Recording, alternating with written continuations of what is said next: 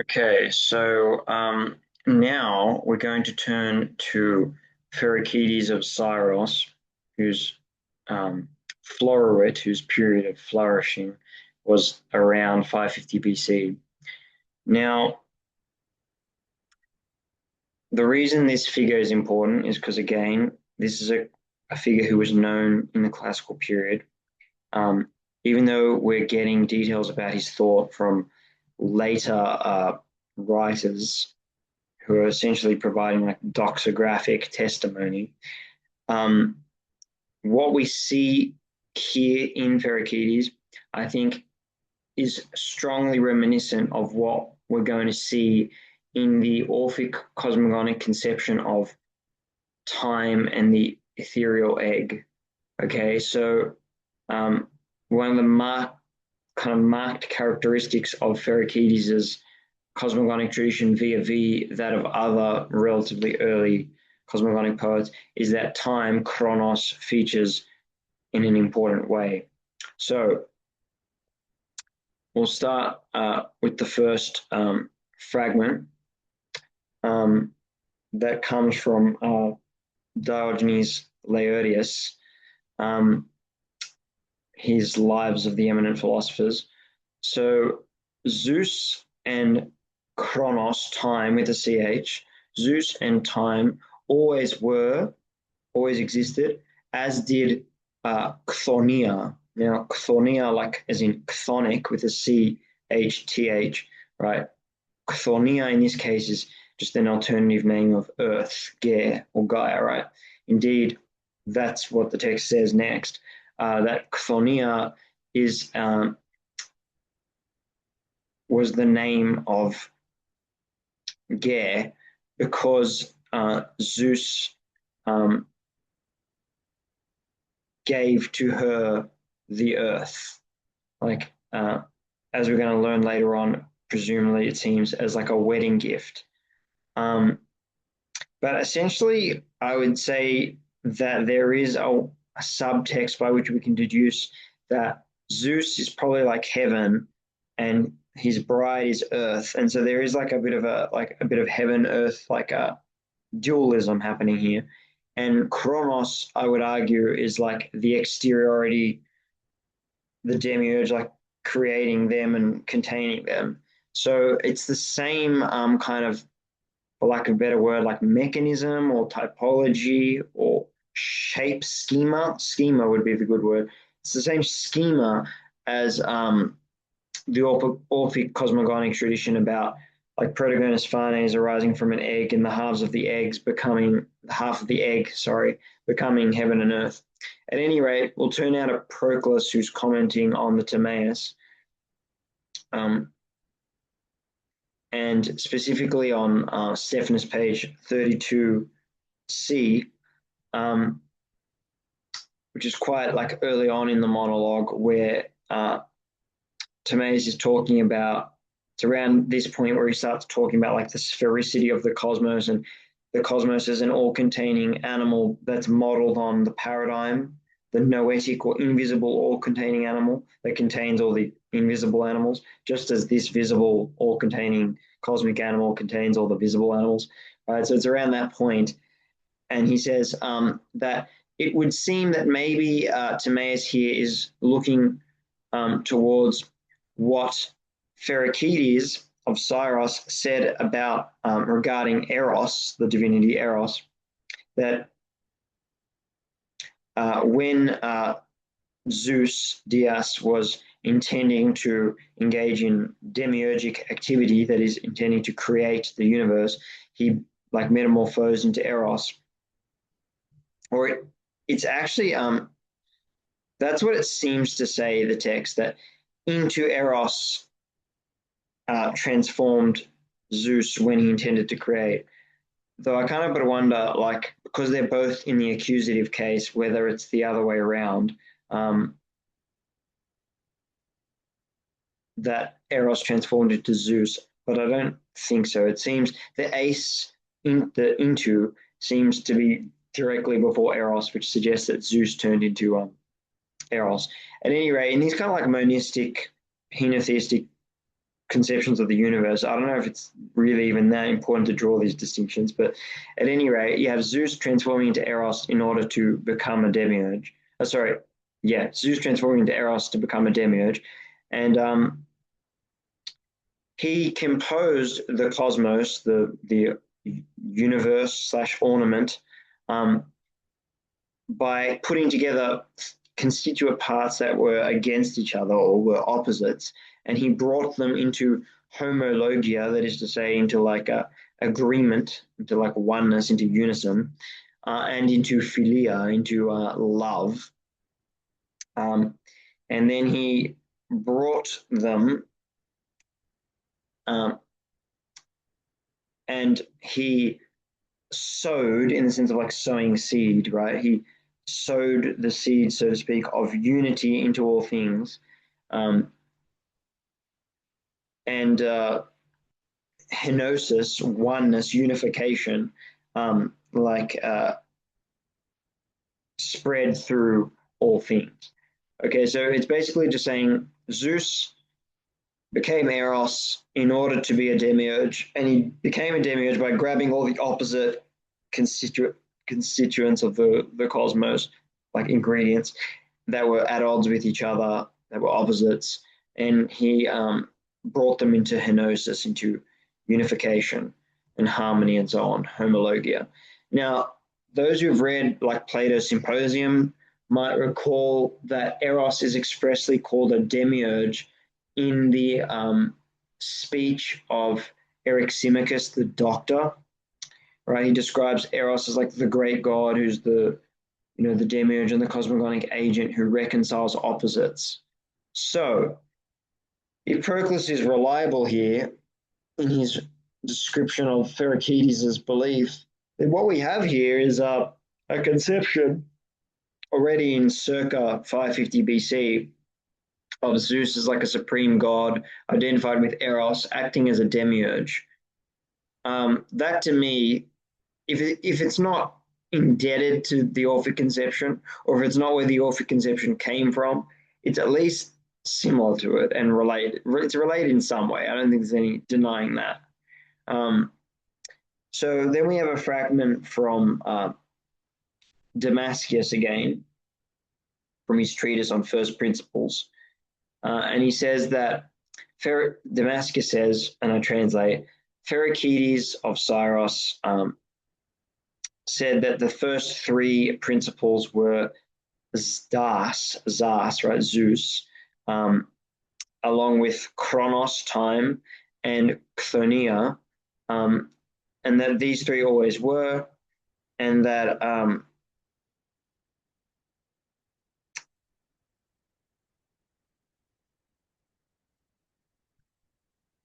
that before like the splitting into two, uh, there was one entity, there was a singular entity, and that the dyad or the two arose after the unity or the singularity, and that Chronos, time, created from his own gonos, like from his own genitalia or his own seed is more like it, from his own seed, created fire, wind, water. That is the triple nature, I think, says Damascus, of the noetic. Now, I mean, that's his Neoplatonist interjection there. Make of it what you will. But the point is that Chronos, time, seems to be a demiurge here who's making elements out of his own seed. And we can recall, like Euripides talking about, like the self-generated time figure, right? I think that's one and the same being here. At any rate, and from these elements, he, Chronos, the time, the demiurge, divided into like 5 caverns, I would say, or compartments, something like that, for mucois. You can think of these caves. And then a great other generation of gods were like put together who are called the pentemukos, right? The fivefold like division of, I'll say caves for lack of a better word. Um, and it is the same thing perhaps to speak of the pentekosmon, the five cosmoi. Um, so this is what seems to be being said here by Damascus is that Pherecydes had time as a demiurge who created out of his own seed like five divine realms, five cosmic caves or something. So aside from, there's a bit of a cave parallelism because Protogonus-Phanes is associated with creation in a cave in Orphic sources. But there's also like this idea of how many universes there are. I mean, that's a bit of a paradox, right? Because universe does mean a singular thing, but you know what I mean? Like how many cosmoi, how many, yeah, we'll say that, how many cosmoi there are within the ultimate universe. There's like five subdivisions. This theme of like there has to be one unitary universe and that there can't be like multiple cosmoi is something that's touched on in the Timaeus, incidentally. So it seems like it was a mode of questioning that I would argue like arose out of cosmogonic poetry like Pherecydes of Syros and like I would say Orpheus as well. Um, at any rate, then there's another fragment from Proclus's. Uh, oh, sorry, that's the same one. I don't know why I keep doing that. There's another fragment now from John Liddis on his date from his De Mensibus, like his work on the months. It's in like to a large part I work on like calendrics, but it contains a lot of like ethnographic and religious information about like Etruscans and all sorts of things. But in this case, John Liddis in his De Mensibus says that Zeus was like identified with the sun according to according to Pherecydes, and he also, and then we also have mention of the Mukoi and the Bothroi, so like the caverns or pits of the cosmology of Pherecydes of Syros. That's mentioned in Porphyry's text on the cave of the Odyssey, of Homer, I should say, on Homer's cave. So there is indeed a site actually associated with Pherecydes of Syros as well that I've got there, a cavern. So that's sort of interesting that the sage himself was associated with a cavern and his cosmology was kind of cavernous. We have more information about Pherecydes of Syros that comes from Clement of Alexandria, his Stromata. So he says, again, Homer speaks of the shield crafted by Hephaestus, and then quote from Homer. In this shield, he, Hephaestus, crafted the earth, the heaven, and the sea, so like the tripartite ingredients of the cosmos, so to speak, layers of the cosmos. And then he placed the great might of the river Oceanus on the exterior. You can see in this image of the shield, you've got like the constellations in the center of heaven, then you've got the exterior river of Oceanus, and you've got the movements of all these people and animals on Earth. Scenes of politics, of cities being raided and people dancing and all these things, all this movement of the human polis and of people under the ever-moving stars, all surrounded by the ever-moving river. It's a very compelling image that is quite amazing and warrants its own treatment. But what's interesting is Clement almost treats that account of Hephaestus' shield as kind of cosmogonic in nature. Indeed, it's worth pointing out that I've said the whole point of this lecture series, right, is to explore the idea of a creator god in Greek literature. And that such a figure as for the most is essentially absent from Homer and Hesiod. The only but for exception, possibly, is this description of Hephaestus making a shield for Achilles. Um, it's not really a cosmogony per se, because it's just Hephaestus making a shield. But because the shield does admittedly display the whole cosmogonic, whole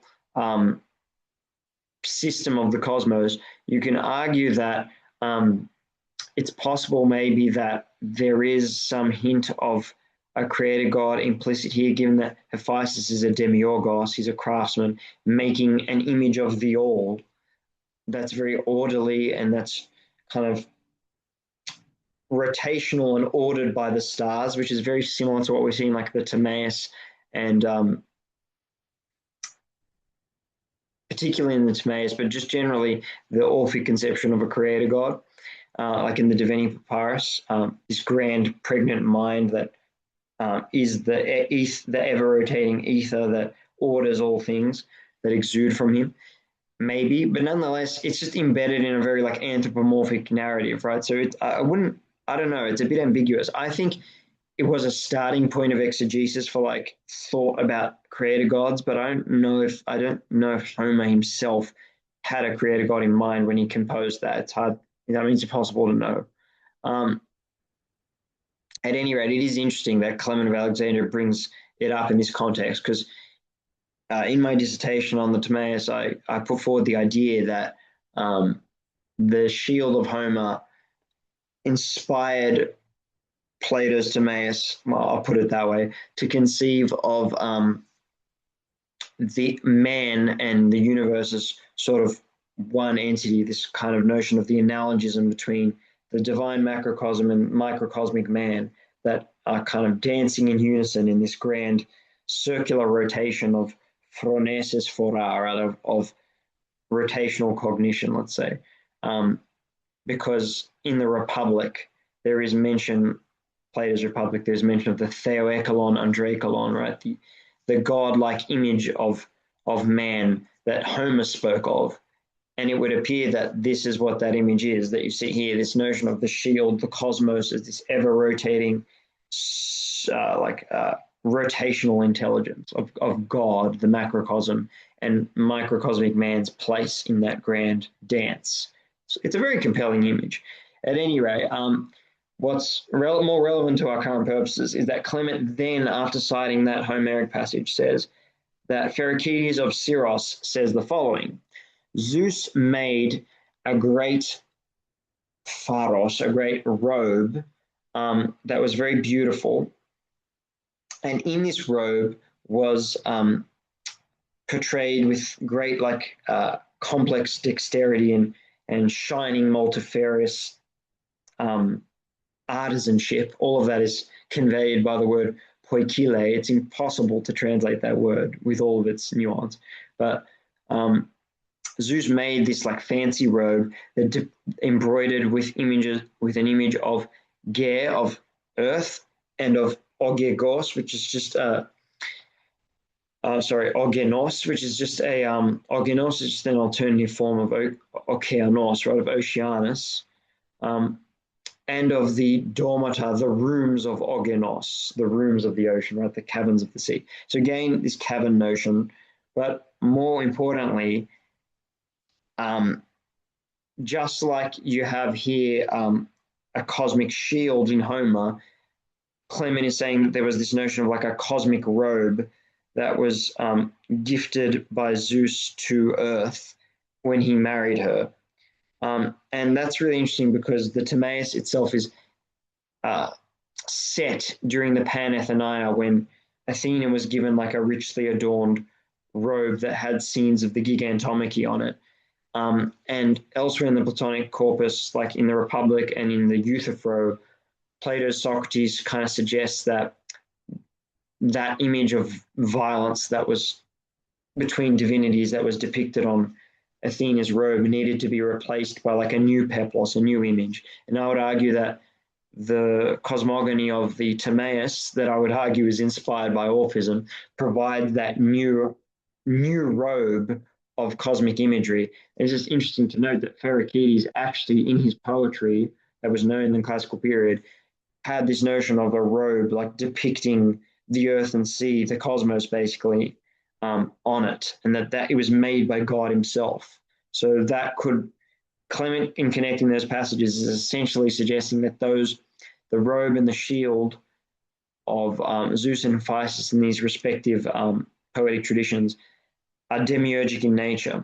Now, what's important to note is in this passage, Clement of Alexandria is actually combating the ideas of a Gnostic heretic, namely Isidore, who was a son of Basilides, who was a heresiarch in his own right.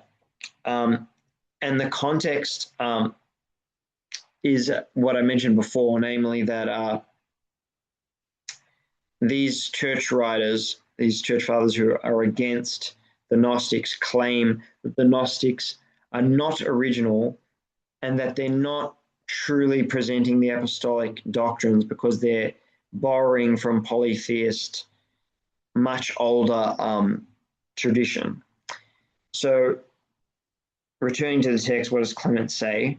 So, he's talking about Pericles and says that to learn what the winged oak tree is and the ornately embroidered robe that was rested upon this flying winged oak tree, all these things Pericles spoke of in allegorical terms when he was like theologically pontificating. And he took this material from the plot of the prophecy of Ham.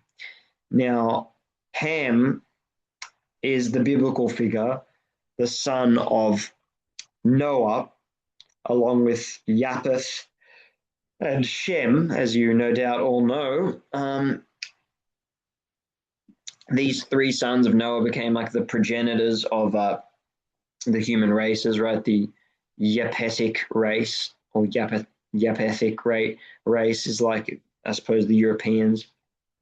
The Shemitic or Semitic race, Semitic peoples, and the Hamitic race is like the Egyptians, and I guess by extension the Africans.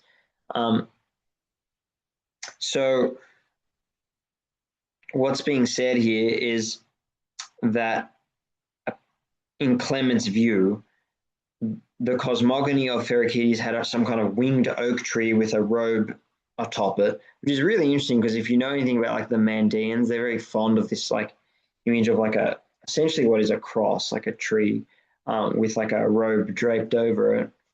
I don't know if there's any connection there, but at any rate,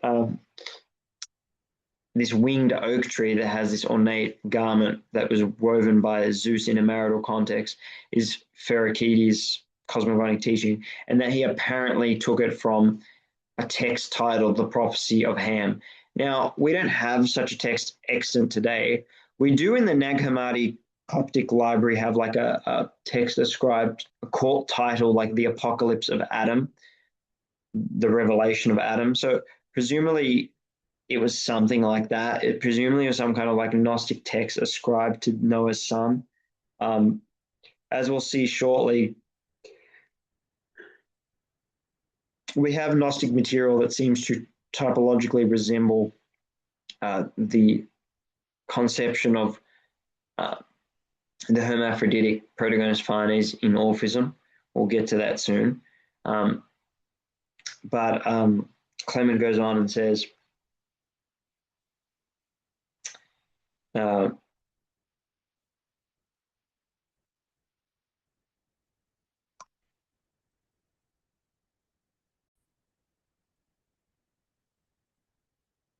okay, so Clement then says, they make ready for him, this is about Zeus, and they are presumably his servants. They make ready for him many rooms or domiciles that are large. And since they had executed those things, all those things, the servants and male and female servants also got ready all the other things that were necessary. And since everything was ready, they performed the marriage feast. Um, and since it was the third day of the marriage feast, Zeus produced this garment, this great and beautiful garment. And in the garment, he depicted, as we've established, Ger, and Organos's rooms. And he sought then to, like, I guess, formally propose. Um, and he said to his like bride that I honor you with this um, gift, and I honor your like marriage bed with this. Um, so simply just say to me, Kaide, like hail, like rejoice, as an address, and be with me. So in other words, he's like propositioning her for coitus in this like ritual marriage proposal involving him creating a robe for her. It's like cosmically adorned robe. And his bride is, of course, Chthoniya, Earth, right? And then Clement says, and from this arose like the custom or law, the nomos, whereby that binds both like divinities and humans, um, whereby we um, receive a robe in exchange in wedding context as like a dowry offering, I suppose. And this was the first anakalupteria, which is the name for like the whole ritual involving like the bridal veil and the revealing of the bride's face and these sorts of things. So, in other words, Pherekides of Cyrus had like a cosmogonic episode wherein Zeus the demiurge like wove a cosmic mantle for his bride, who is Lady Earth, and that there was a kind of like bridal feast and bride show and like veil um, revelation, and that led to their coition, right? It's like a hieros gamos, right? A sacred wedding that instituted the notion of weddings for gods and mortals. Now, we're turning to the refutation of all heresies by Saint Hippolytus of Rome. So it's ascribed to him. Some have other ideas, but it doesn't really matter. He makes mention of a group of heretics called the Naasines, the Naasenoi. Now, he says that in the dialect or language of the Hebrews, they are so named because Naas or Nahash is a snake. That's what the snake is called in their language in Hebrew.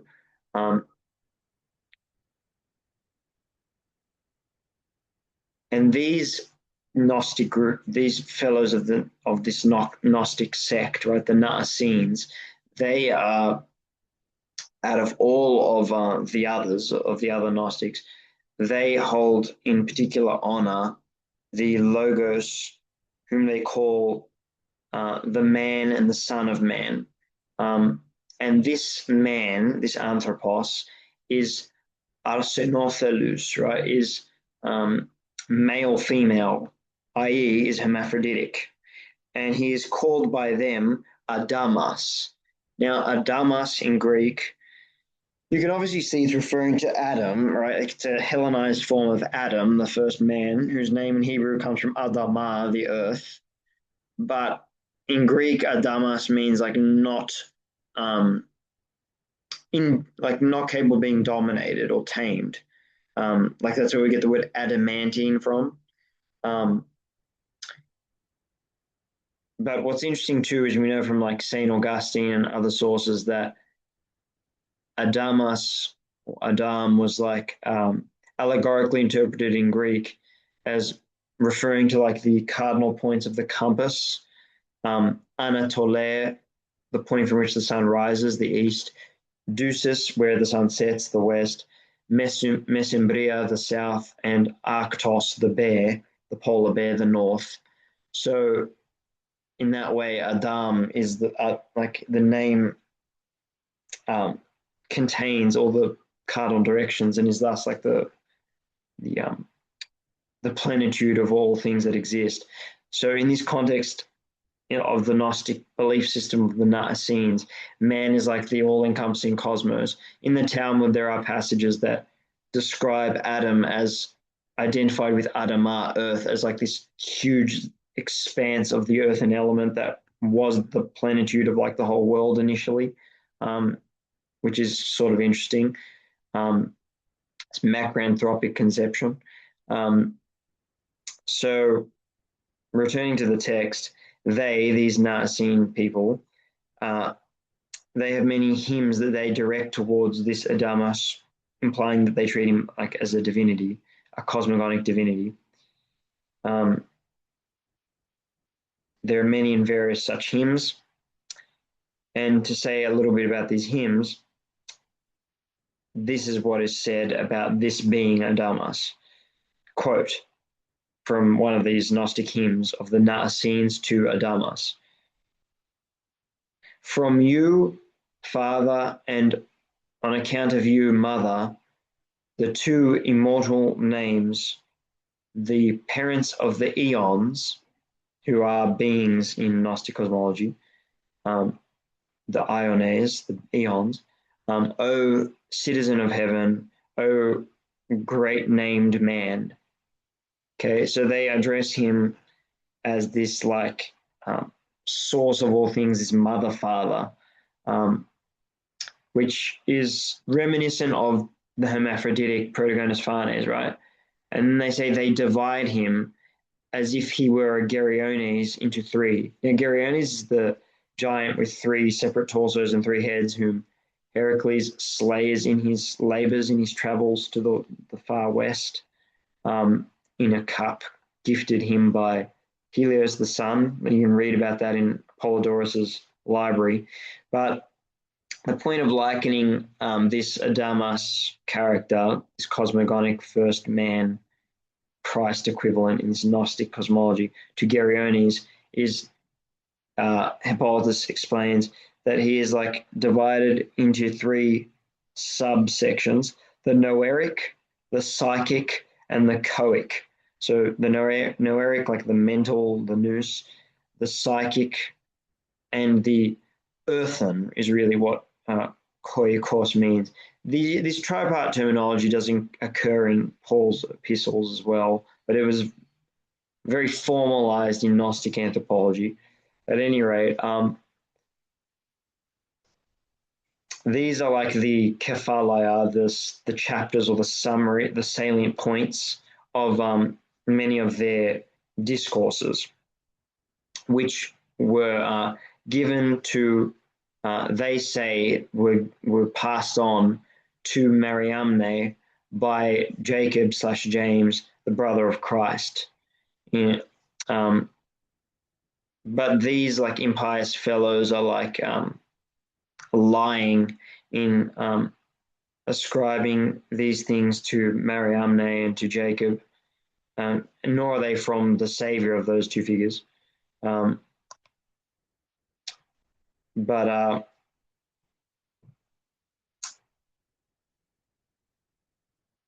rather, let us turn now to their rites, right? That is the rituals of the Naasines, wherein or from whence there is this mythos, this tale. And it would seem that if we were to turn to like the traditions of the barbarians and the Greeks and to look at their hidden and secret rites, that there is a total resemblance. For these guys, the Naasines, essentially like bring together all the mystery rites of the nations of the Gentiles, and and they lie against Christ by deceiving those who do not know these things. That is the rites, the orgiastic mystery rites of the Gentiles.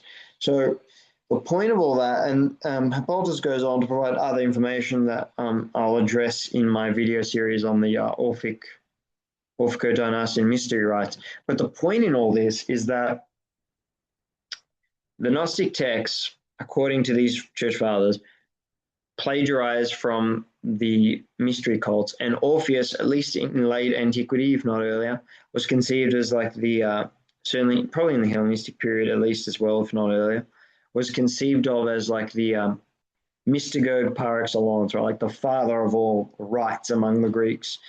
Um, so what I take from this passage is that this idea of like a hermaphroditic grand man figure, a macranthropos, right, out of whom like the sectors of the universe derive, was a motif that the Gnostics got from like pre-Christian polytheist mystery cults, which I think we can use this information then to presume that there is a reference here to the hermaphroditic Protogonus-Phanes. At any rate, we get another fragment here, this time from the Stromata of Clement of Alexandria. And he says, what then? Is it not so that Epigenes,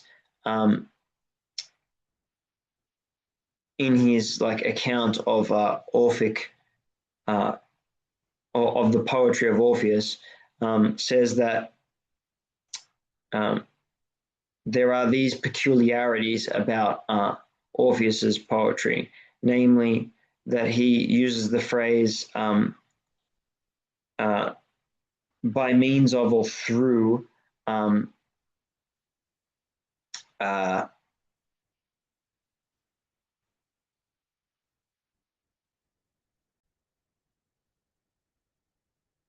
by means of the like the bent weaver's shuttle.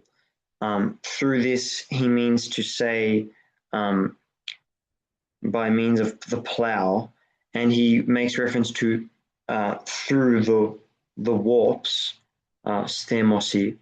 He makes reference to furrows, that is like the plowed kind of like canal-like things in fields. And then he makes reference of miton, wool, and yet allegorically speaks of sperm, and makes a reference to the tears of Zeus, and yet by this conveys means to say like a rain. And he makes reference to the Moiras, right? The fates, but literally, like the word etymologically can also mean like divisions. And the reason is because the fates like divide and allot people's fate, right? But what your fate is really like what your little subdivision is in a sense, what you've been allotted. But by the Moiras, Orpheus means like the compartments of the moon, i.e., like the phases of the moon that are used for telling time. That is namely um, like the new months and the other divisions of the months. The text says, and on account of this, Orpheus calls the Moiras, the Moirai, he calls them like white garmented, like wearing white robes, because they are like components of the moon's white light. And again, by amphion, that is like by flowering, Orpheus means to convey the nature of like spring.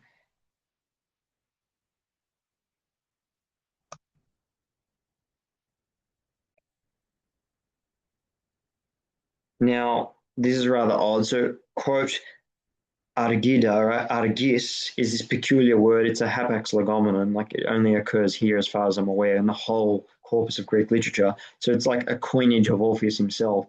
In this word, peculiar word that Orpheus coins, argis, this is what he calls the night on account of rest, because like that word can be tied to like argos, which means like slow, but can also argia can mean like a period of respite, like a holiday, a time of rest.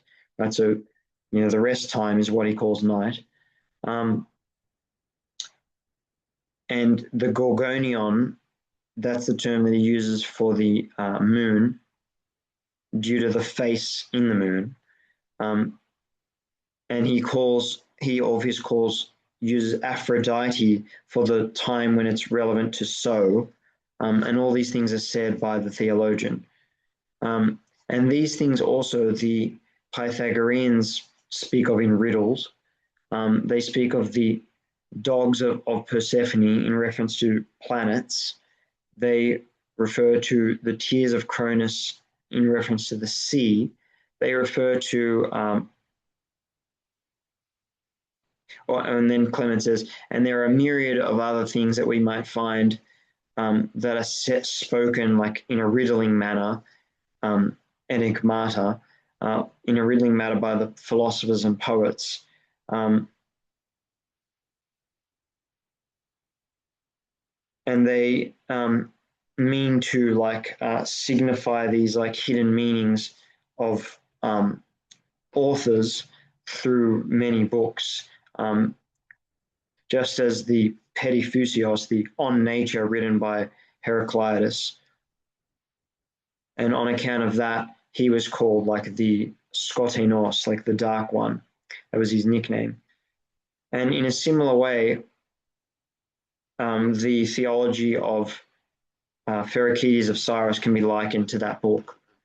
So what's the point of this whole passage? The point of this passage is that it goes through extensively all these peculiarities of Orphic poetry, like these code words and these mystical allegorical meanings pertaining to like the cosmos and fertility being linked to like the action of making robes, specifically a lot of the terminology, as well as farming. Okay, and there's connection made between the Pythagoreans, the Orphics, and in many other thinkers, such as Heraclitus, a famed pre-Socratic philosopher. And then all of that commentary on this like cosmological allegoresis of mythic poetry that ties it to like weaving, artisanal production, and to like fertility of the earth, agriculture, is then tied to the theology of Pherecydes of Syros.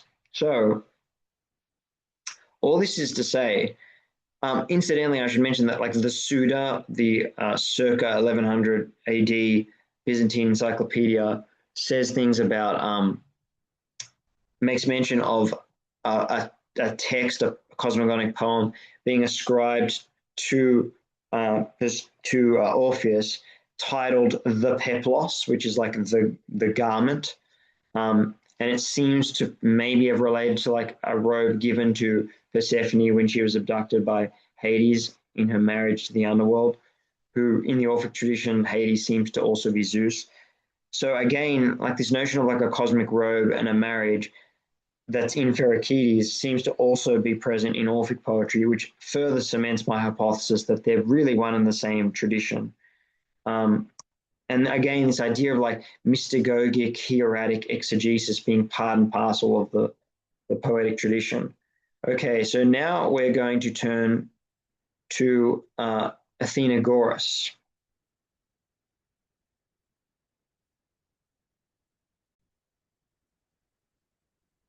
So Saint Athenagoras, in his apology that was written to a Roman emperor, perhaps Marcus Aurelius, perhaps not. Perhaps it was Hadrian, I can't recall. At any rate, he says the following: as they say, the gods were not from the beginning, but rather they arose or were generated in this manner, just as each of us are birthed or generated. And this agrees with all of them, i.e., like the pagan poets. For instance, Homer in the Iliad says that Oceanus is the genesis of the gods, as is Mother Tethys, so that from the marriage of Tethys and Oceanus, all the gods have their genesis, they're begotten. So Saint Athenagoras is here using that quote to argue that Homer teaches that all the gods are generated out of Oceanus and Tethys. Of course, what about Oceanus and Tethys? Like, were they birthed? I don't know if Homer actually thought that or not. They notionally could have been eternal. Notionally, I mean, who really knows?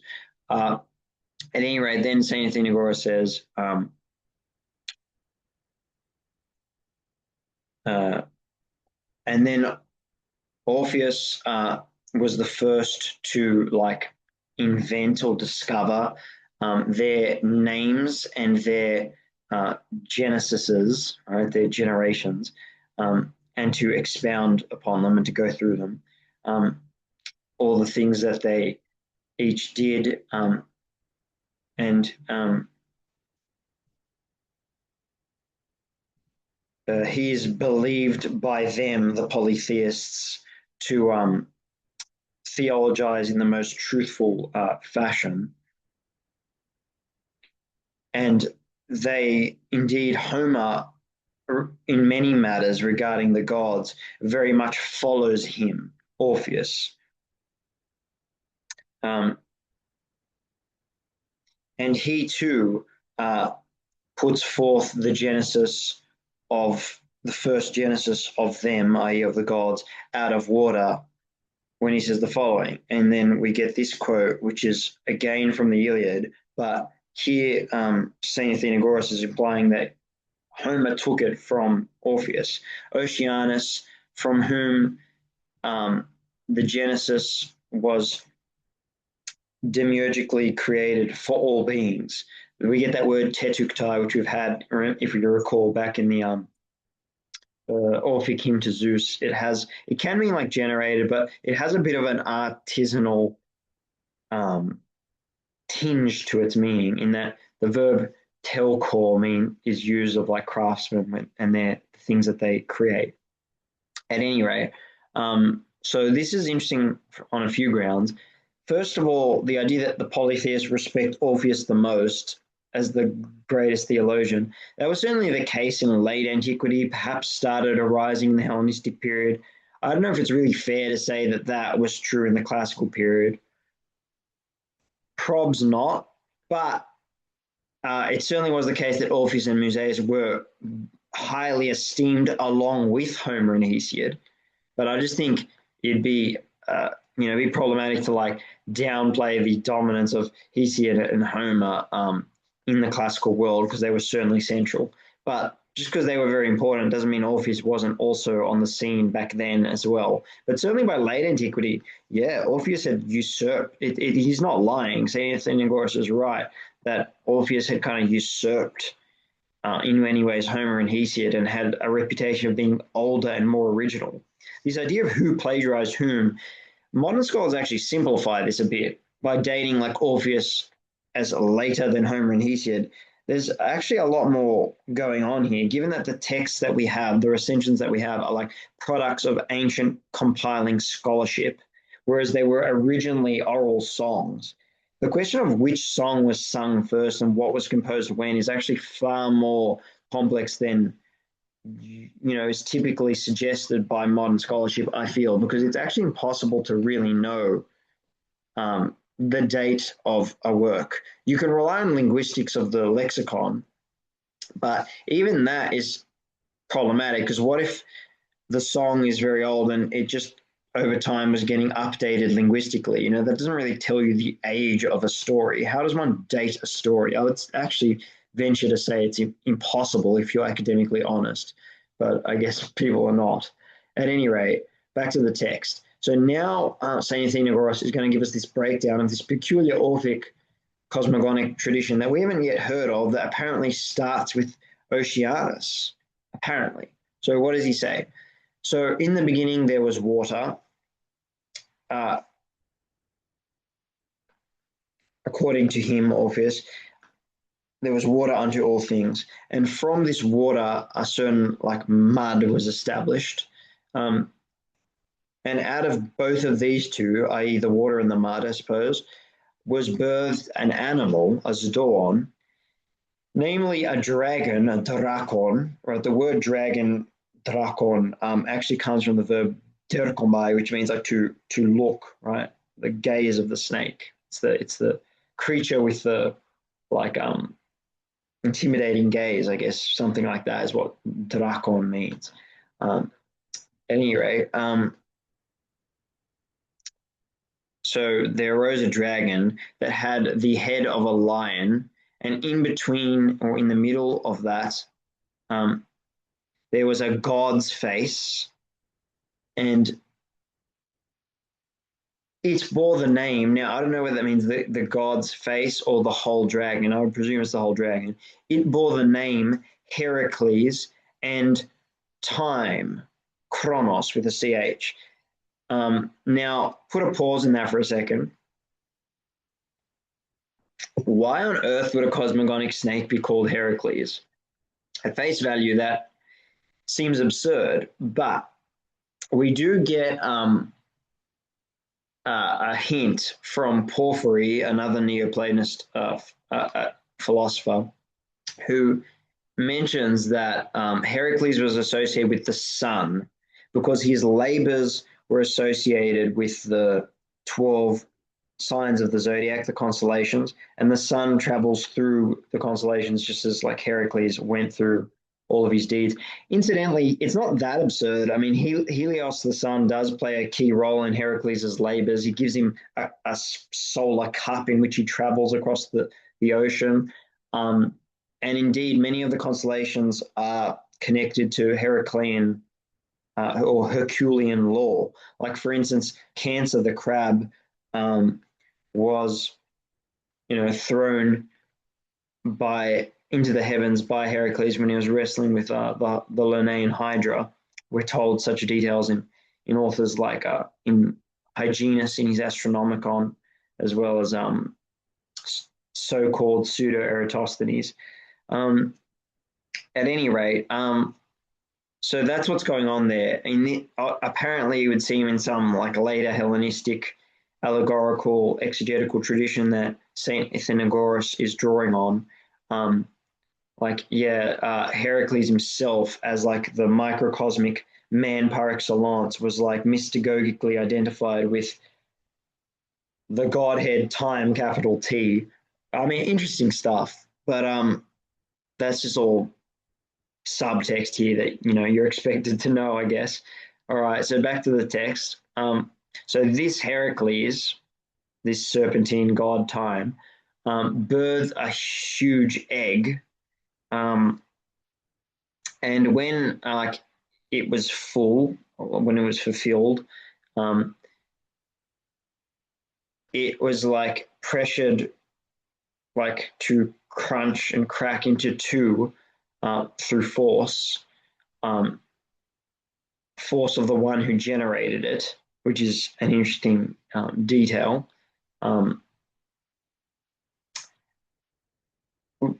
Implicitly, I think that what that must say is that the egg was, well,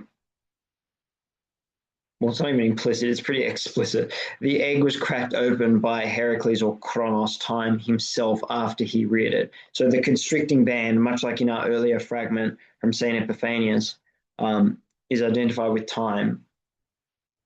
Okay, this serpent. And the reason, again, it's a serpent is because the zodiac belt, the ecliptic, is serpentine, and it has all these animalian heads along it. And I think that's what is meant by like the face of a god and the face of a lion, right? Like Leo, and it can be Gemini or the water bearer, whatever constellations have human faces.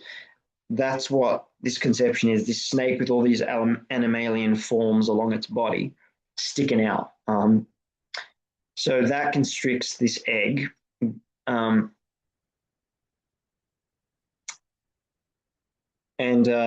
the upper portion of it becomes Uranos, becomes heaven, and the lower portion dragged down becomes earth, Ger. And out arose a divinity with two bodies. Now, if you can follow the Greek text, you might see there's like a cruciform symbol, like a cross in there, right after Theos and before Ger. That is a symbol that philologists use to convey that there are like issues. It's suspected that there's a corruption in the manuscript, right? There's like an issue with transmission, such that that's like a typo, so to speak. and I would agree. I don't think Gare needs should be there. That was definitely not intended.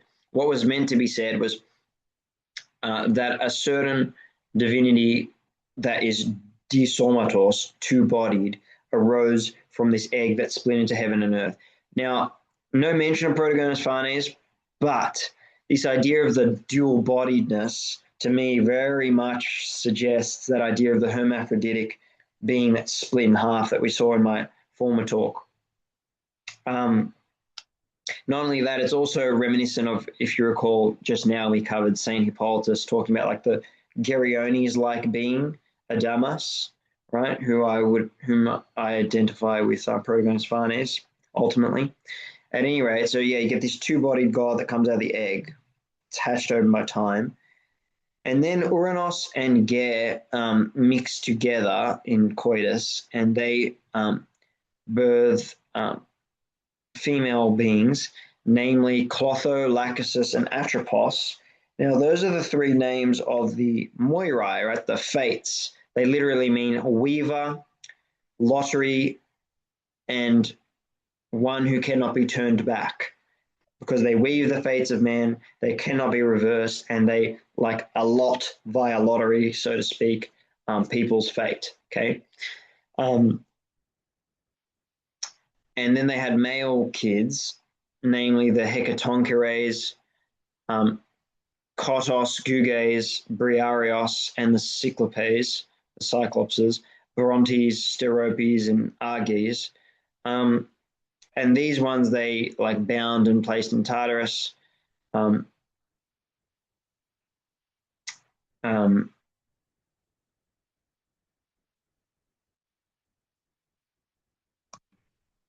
so that's clearly very like reminiscent of Homer and Hesiod. So um, he, that is Uranos, was presumably the one who bound the Titans and placed them in Tartarus in this tradition, ascribed to Orpheus. Um, for he learned that be he would fall from power as a result of his own children. So he feared the Titan, sorry, not the Titans, the hundred handers that are named there, the 300 handers, and the three Cyclopses. So he bound them, put them in Tartarus, and then Ger, right, their mother and Uranus's wife slash sibling, the two halves of the egg. Ger got angry, and in her anger, birthed the Titans. These sons of heaven, the great mistress Gaia birthed. This is a quote now of Orphic poetry itself, as you can see by the semicolon and the indented paragraph. So these sons of Uranus, these Uranic youths, the mistress Gaia birthed them. They are called the Titans because they sustain the great starry Uranus, and that means like they like avenge themselves against Uranus. So what is being said thus far is that we have like a succession myth of Uranus imprisoning in Tartarus hundred handers and Cyclopes, and then Gaia in response birthing Titans that rise up against Uranus to like avenge their siblings. That strongly resembles Hesiod's theogony. And then the muddy water business strongly resembles Homer's Iliad. And here St. Athenagoras is claiming that, like, implying at least, that Homer and Hesiod's traditions are indebted to Orpheus, who was older, who established the succession myth and the water emanation first, but that he had this like egg cracking snake tradition before them. Now, that is not typically how modern like scholarship perceives these matters. Modern scholarship suggests that Homer and Hesiod are super archaic, and that the Orphic tradition was later developed and is dependent on Homer and Hesiod, rather than what St. Athenagoras is saying, which is that no, like Orpheus was first and inspired those guys.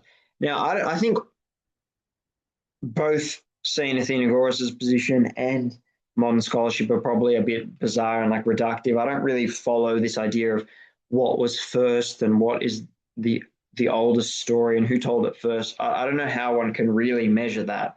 Um, Frankly, so I'm not really going to comment on that dimension, but I'll just point out what people say and what people think. Um,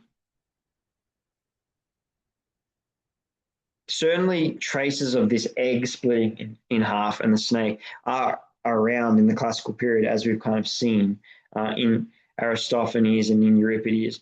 But we never get like a clear articulation of an Orphic cosmogony. That simply could be an accident of history, right? Because it hasn't survived. It's not to say that it wasn't around. So maybe like there's this possibility, like what if Saint Athenagoras is partially right, that there was this maybe not older than Homer and Hesiod, but like just as old Orphic tradition that just hasn't come down to us that he had access to and that everyone knew in antiquity, but that's just been lost.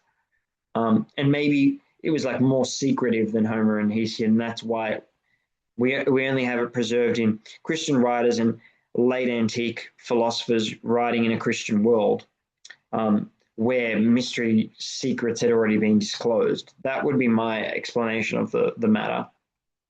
Um, at any rate, okay. So Hesiod, sorry, not Hesiod, Athenagoras carries on,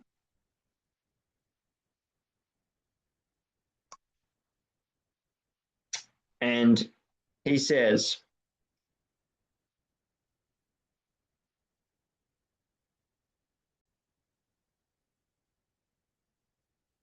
so if they are willing, the polytheists, willing to go so far as to say that their gods were birthed or generated and have their composition out of water, then clearly um, their like theology is very unlikely and unreasonable. Um, for nothing is generated which is not also dissolvable. So that's a philosophical point that I mean that's put forward in like the Timaeus and elsewhere that things that are generated or begotten must necessarily also be like dissolvable, can't be like permanent and eternal. And if the gods are all generated, then they're all dissolvable. Um, is the argument here? Um,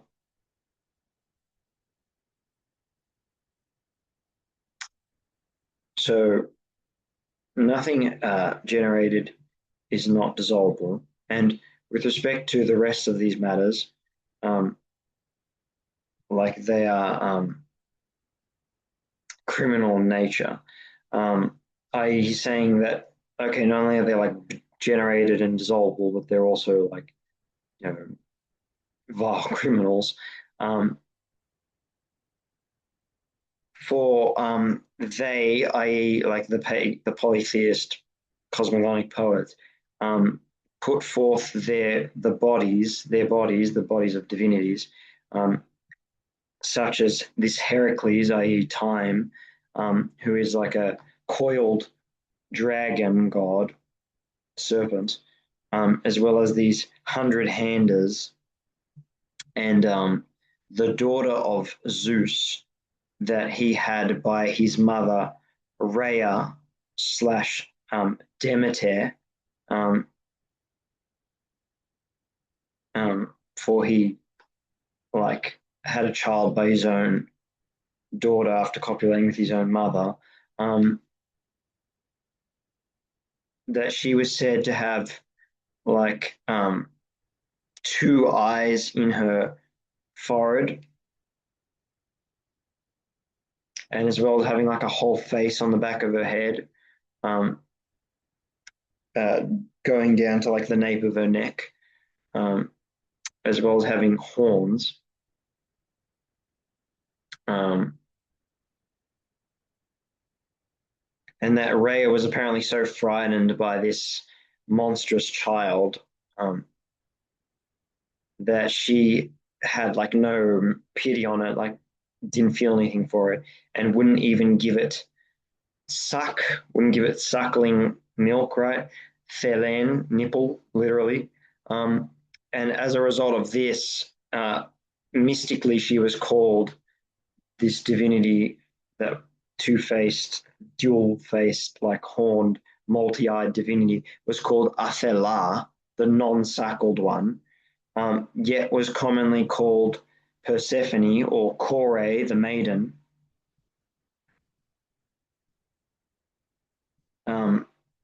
But was not, and was not she also called uh, Athena, uh, the same like maiden?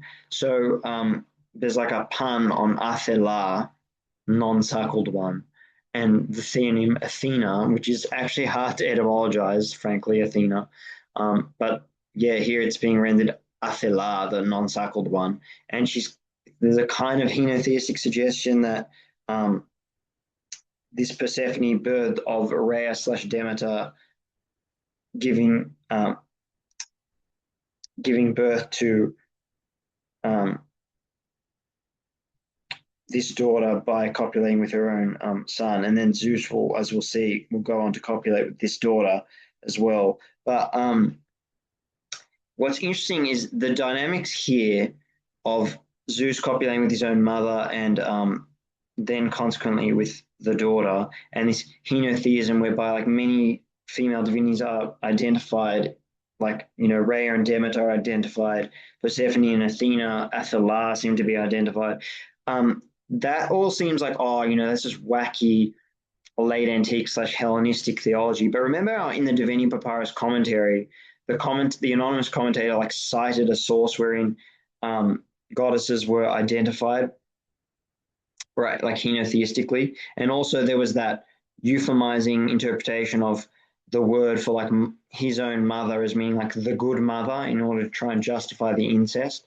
So I would actually argue that already in the Divini time period, right, in the classical period, you had conceptions of these tales of like the incest, and with the mother-daughter combination, and this henotheism whereby many goddesses are identified as one. I would argue that, yeah, this might be a particularly Baroque form that we're getting over here in Athenagoras, but I don't think it's that different to what was probably already underlying the Divini worldview. Um, at any rate, back to the text, after etymologizing Athena as Athela, the non-suckled one, because of how ugly this baby was, right, with multiple eyes and horns and two faces, that freaked out the mother. Um, um, so,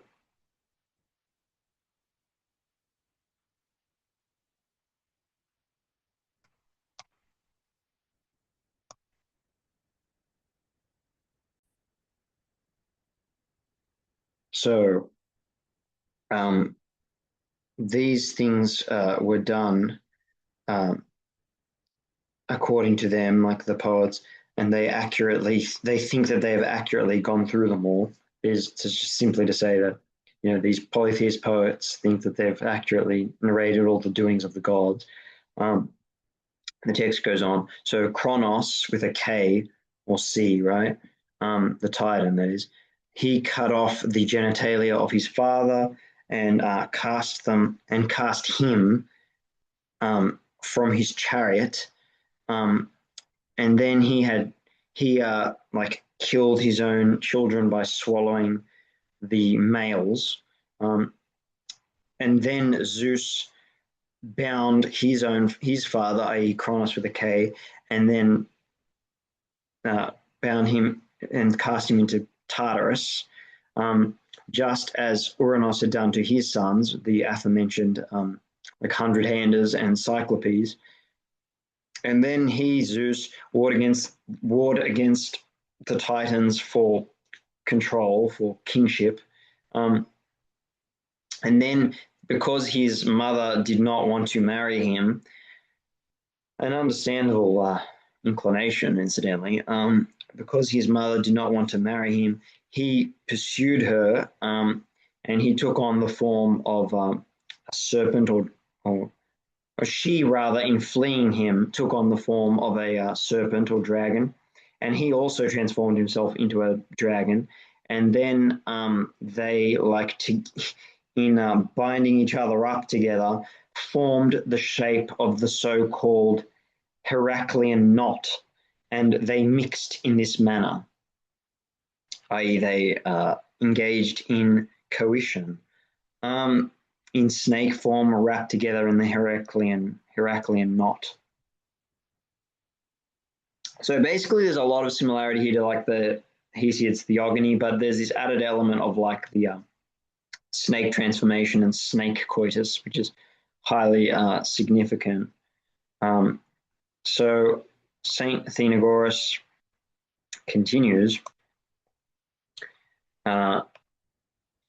and this, the shape of their mixing, right, their coition, that's mixus, literally mixing, is how ancient people talk about, sexual relations. And I mean, I must say it's a very fitting word. I mean, I don't think people today would really know what you're talking about if you said we mix together, but that's what's happening, right? Them gametes are mixing, right? That's how we get our zygotes. All right, so I always think of that opening scene in Marty Supreme. I don't know if people watch such things, but it's pretty out there, that scene. At any rate, so back to the text. So in the shape of their mixing, their coition, was the symbol of the rod of Hermes.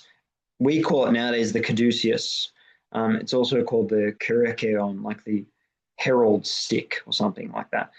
Okay, so then later on, right, he, Zeus,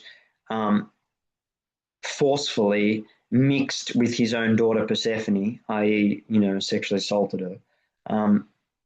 And again in the shape of a dragon, and from this union arose the child Dionysus. And it is necessary to also say this thing. Now Athenagoras says, what is like reverent or good about this whole history, such that we should believe these beings to be gods, namely Kronos, and with a K, Zeus, and Kore, the maiden Persephone, question mark. What is it about them that makes us inclined to call them gods? Is it the nature of their bodies, question mark? And which man, says Athenagoras, which man would like discern with theoria, with like contemplation, that we should believe that Echidna was generated or birthed by a god. Okay. Now he goes on to give us a quote directly from Orpheus, the indented paragraph here, that I shall now translate. So Athenagoras says, basically, no one in good sense is going to think that this Echidna that I'm about to describe, using a quote from Orpheus, from Orpheus's poetry, that this Echidna being was birthed by God. Now, of course, Echidna is not here the prickly porcupine creature of Australia, right? But rather is a rather different serpentine lady divinity. Okay, so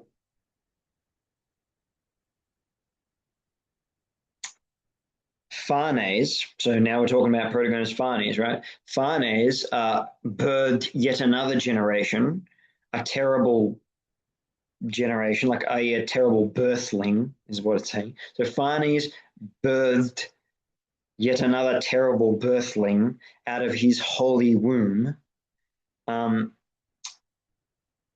Something that is rather frightening to see, namely Echidna, and from her head like spilled forth like a mane, even though she had a face that was like beautiful to look upon, the rest of her body was that of like a frightening dragon, from the top of the nape of her neck.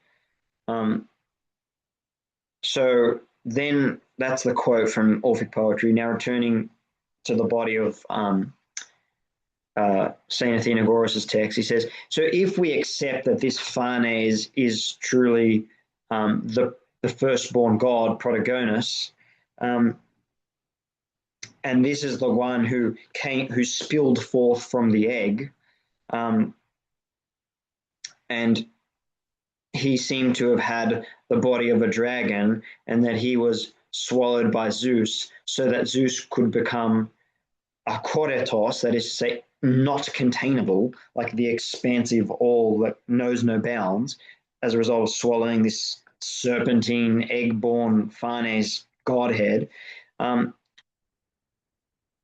he's a, he, that's all a question. So he used to say, like, should we accept such a godhead? Says Saint Athenagoras.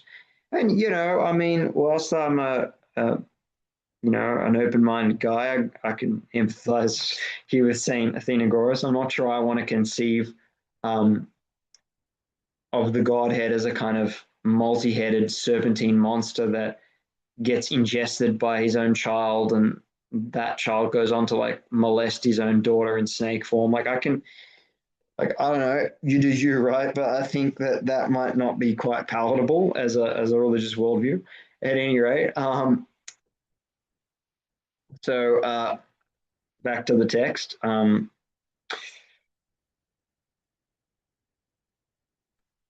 So he poses the question, what kind of Godhead is that?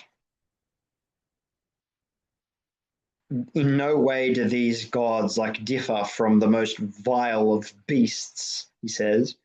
Charged language, I think, but warranted. um, for it is clear that the divine should be in some way like differentiated and should differ necessarily from the things of the earth and of matter. Um, these beings are not gods. They are not gods, the ones we're speaking of. So he inserts a bit of an ontological, theological statement there that, like, the animalian is distinct from the divine. And so to have deities that are so animalian suggests that they are not divine. Now, don't get me wrong, I'm not naysaying our boy Athenagoras here. I mean, I agree with him. But in the original polytheist context, right, that's a bit of a non sequitur, right? In the sense that, like, look at the Timaeus, where the Zdoon, the literally animal or living thing, but the animal is like the godhead par excellence, this all-containing animal of Plato's Timaeus, right, is the paradigm that the demiurge looks at. Demiurge looks, inverted commas, at this invisible, all-containing multi-animal, the ultimate animal, and then himself creates the ultimate animal in the visible world modeled on that invisible ultimate animal. So in that theological original polytheist conception that I argue is indebted to Orphism, to this snake conception of the egg-born Protogonus-Phanes that we just encountered now. In this theology, the original polytheist Orphic theology, the animalian is the divine. Like, I get what Saint Athenagoras is saying, that I would like the conception of the divine to be transcendent and like distinct from earth and animals, but that's just, like the conditioning of my tradition, right? That's the dogmatic preconceptions of Christianity. Like, you could make the case that there's nothing, like, if you wanted to advocate for the polytheist Orphic tradition, you would say, well, there's no reason inherently why the Godhead cannot be like animalian and cannot have like the multiplicity of the shapes of all the shrieking, copulating creatures of the universe. And I mean, like, what are you supposed to say to that, right? I suppose, like, why not, right? You could make that case. I don't believe that, but one can believe that. It's kind of hard to prove or disprove, but it's just interesting that this idea of the all animalian pan animal as the Orphic Godhead, which is so scandalous to the Christian, but I don't think it was a problem for all polytheists. No doubt some polytheists wanted to expunge the Orphic tradition of its like grotesque features. I mean, like when you read the Timaeus, it's easy to see why someone would not realize that it's indebted to this kind of cosmogonic tradition, because there is no such crude animalian, you know, situations happening in the Timaeus. It's all very spherical. It's all very intelligently designed and crisp and prim and proper, without incest and adulteries and violences and so on. But that is probably because even within the polytheist tradition, people probably were a bit scandalized by it and were seeking to kind of iron it out and euphemize it all and rework it through exegesis, which doesn't mean that they actually like rejected the story. It just means that they through allegorical interpretation like softened the blow of the intensity of the story, is how I'd put it. And in making a suggestion about the Timaeus, I'm not that out of line, even though no one says that, because look at the Divini Papyrus itself. The text itself, the unadulterated ancient text that I've translated for you, says very clearly that the commentator like is trying to smooth out the story by saying, no, Zeus didn't copulate with his own mother, he copulated with the good mother, right? There's this inherent euphemizing tendency already in the exegetical explanatory tradition attested in actual classical period texts. So yeah, not much of that survives, but I think there is reason to just presume that there was a priestly tradition of explaining these stories in ways that soften the blow of their vileness, frankly. Um, but obviously, as a Christian apologist, Saint Athenagoras wants to like, he doesn't want to give the devil his due. He doesn't want to like say that, oh, these polytheists had like more nuanced interpretations. He just goes straight for the jugular and says, no, like these gods in the original format are just inherently vile. And he's accusing, I guess, all exegetes who soften the blow of like mental gymnastics. And it's all just a cope that you're trying to beautify gods who are inherently not beautiful. Okay. You can make of that claim what you will. At any rate, Athenagoras now asks rhetorically, and what then are we to like make of these so-called gods, inverted commas, whose genesis, whose generation is similar or akin to that of beasts, of base animals, and they themselves have the forms of beasts and are so ugly in their appearance. Okay. Now, Athenagoras goes on in his tirade, and he says, it is not at all surprising that they develop speeches, logoi, discourses about various gods, and they show forth their passions, pathe, as mysteries. Now, this is like highly significant. The word mysteria, like mysteries, it's etymologically derived from muo, which means like shut one's eyes or like be blindfolded, because in mystery rites, you know, you were temporarily deprived of vision before you received like an epiphanic encounter with like some transformative divine scene that like shaped your character forevermore. Now, in saying that, it's interesting that Athenagoras says that the passions of the gods became these mysteries. Now, passions is one of those words that, how do you translate that? Pathos, pathe. Sufferings, I suppose you can say, but it can also be like passions in the sense of like burning desires that you undergo that happen to you, because it literally means like the thing that happens to you. That can be desires that fall upon you and that happen to you, but it could also be like people who assault you physically. So I would actually venture to suggest that it covers that what Athenagoras is referring to is the passions of the gods that become the mystery rites of the polytheists. What he means by here is the dismemberment of baby Dionysus, who's in the Orphic tradition, the kid of Persephone when she's sexually assaulted in snake form by Zeus.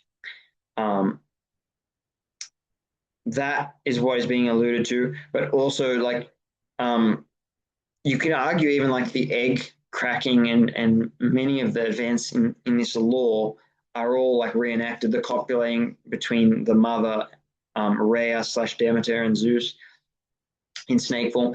It's quite likely that we know from our sources that there were like snake entangling scenes in the Orphico-Dionysian mysteries, so they're probably reenactments of that. We know that there was splitting of eggs with horse hairs to engage in like mantic readings of the egg, which is suggestive of that cosmogonic split of the egg. So it seems to be like reenactments of the whole story, the pathe of the gods, like the things that they underwent, the egg splittings, the serpentine sexual encounters, all these things were like reenacted most probably in the mystery rites.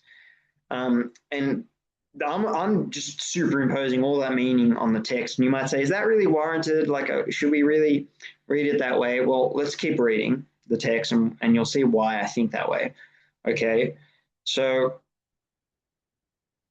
they ought to, he's speaking about the polytheists generally, they ought to, if they consider it like terrible to, without discretion and with great license to engage in sexual relations, if they consider that to be a bad thing, right, to have sex indiscriminately, if you think that's bad, then they ought to, if they thought that such sexual patterns are bad, then they ought to hate Zeus because he, from his own mother Rhea, generated a daughter with whom he also had a kid, using his own like sister as a wife, according to the poet Orpheus. Therefore, he, God, is even more unholy than Thyestes. Orpheus made the Godhead more unholy and more contaminated, morally and physically contaminated than Thyestes. Zeus is more morally contaminated than Thyestes. So Thyestes, that's referring to the famous story where Thyestes was served his own dismembered children unbeknownst to him and ate them.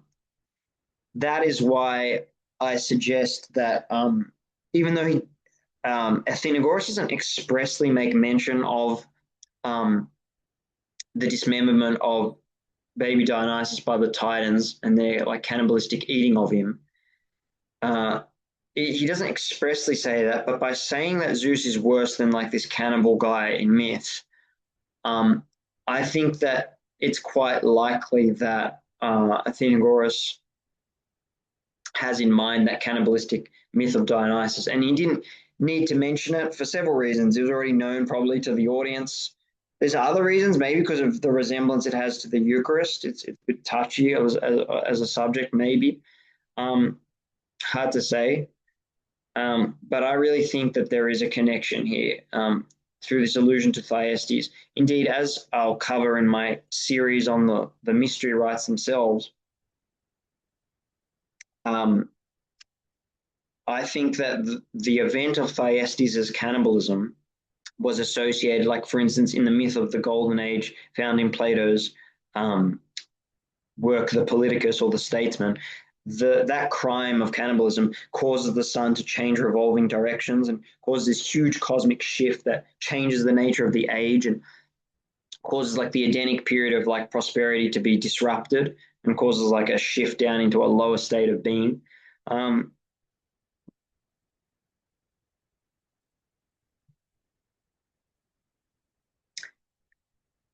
So I do think that there was, and indeed in other like Pythagorean sources that we'll look at, there's this conception that like the souls of humans that were originally divine and implanted in stars like fell from heaven and this cosmic rift occurred due to cannibalism. In fact, that motif is even present in like the cosmogony slash anthropogony of canonical Buddhism found in the Pali Canon, which is fascinating, which I think suggests that this worldview even had like Indo-European roots.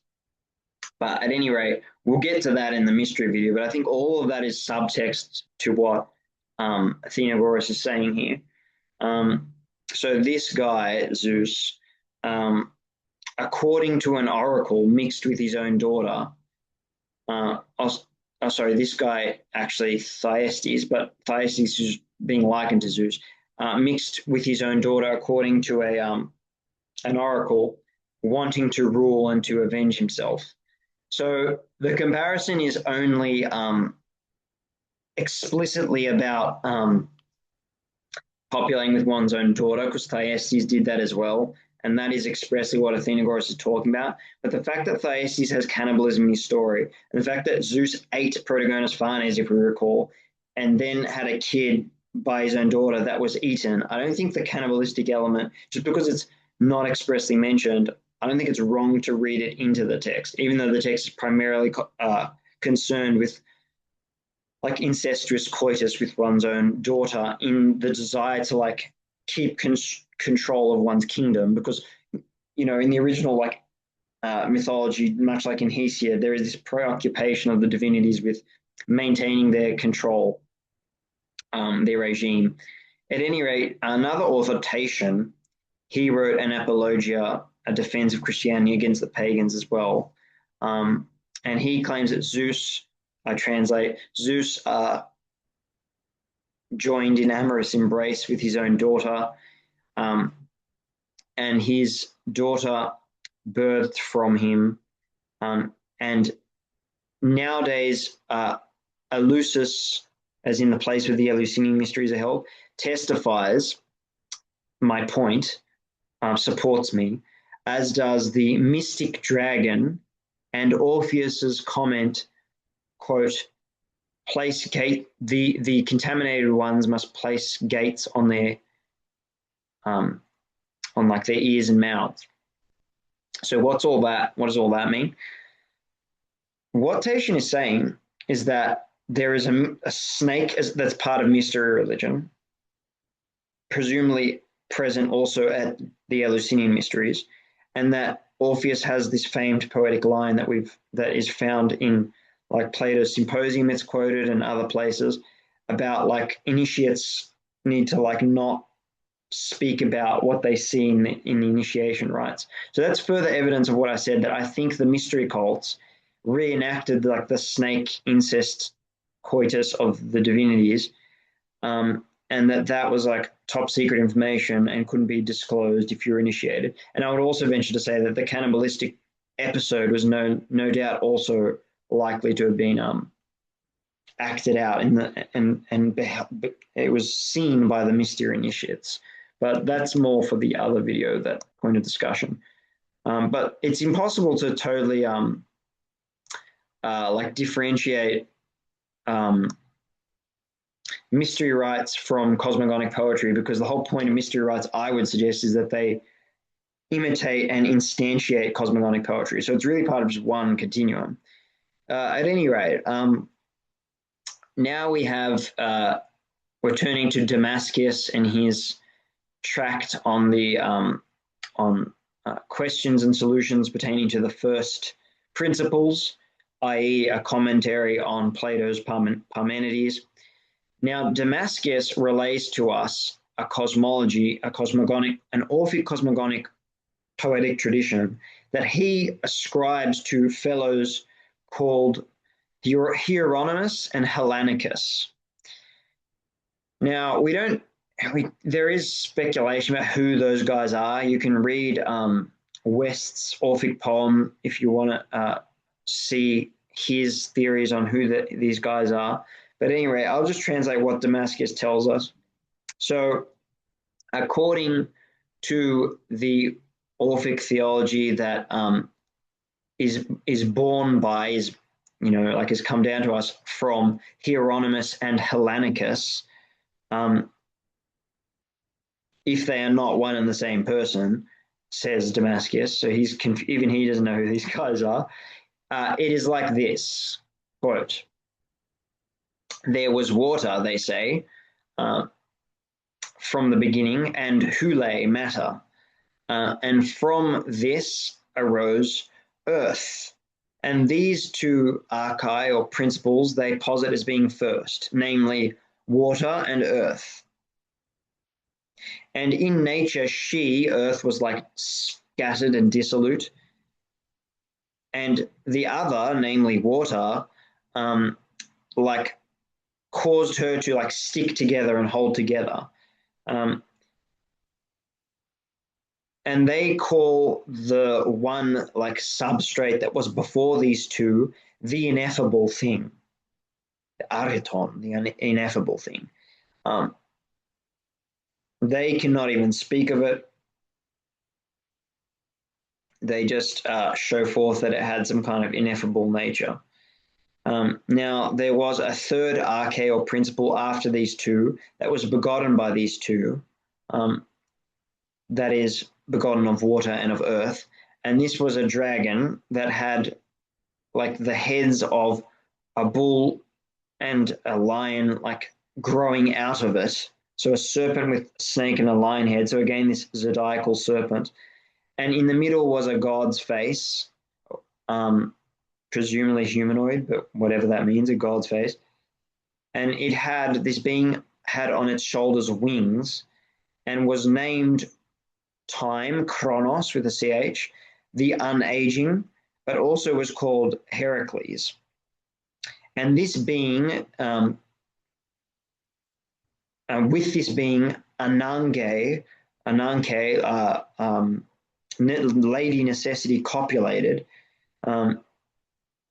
she having the same nature as Adrastea, the one who is inescapable, so some kind of like fate, basically, with the capital F. I mean, necessity, fate, kind of the same thing. Necessity, the inescapable one, that makes sense. And so there was a two-bodied female being who was stretched out through all of the cosmos and was touching the ends of the cosmos. And this being is the one whom I think they call the third principle, Arche, who was established according to essence, Usia.